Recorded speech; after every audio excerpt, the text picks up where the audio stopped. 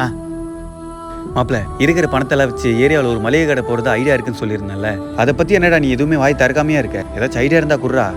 நம்மள மாதிரி ஆளுங்களாம் business start பண்ணி மேலலாம் வர முடியாது. ஃபர்ஸ்ட் நீ அதை புரிஞ்சுக்கோ.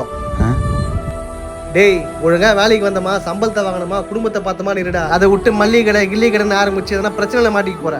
டேய், அப்போ நம்மளாம் எப்படா மேலே வர்றது? உன் புள்ளைய படிக்க வையே. அவன் படிச்சு ஒரு கவர்மெண்ட் வேலை வாங்கி உன் குடும்பத்தை மேலே கொண்டு வரட்டும். ஓ ஏய், அண்ணன் வந்துட்டாரு, வேலையை பாரு.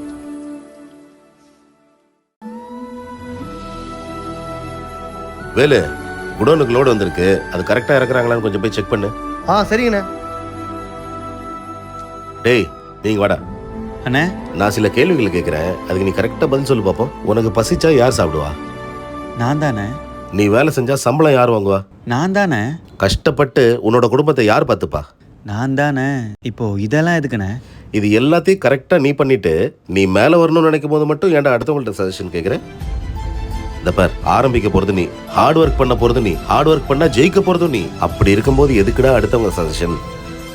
இருந்தாலும் நான் அவன்கிட்ட சொல்லிட்டேனே, இப்போ நான் திடீர்னு ஆரம்பிக்கிறேன்னா அவன் சொன்னதுக்கு மரியாதை இல்லைன்னு அவன் கோச்சிக்க மாட்டானே. அடுத்தவன் அடிச்சு மேல வர்றதாண்டா தப்பு, அடுத்தவன் முன்னாடி மேல வர்றது தப்பே கிடையாது. நானே சொல்றேன், நீ போய் வேலையை ஆரம்பி. சரிங்க அண்ணா.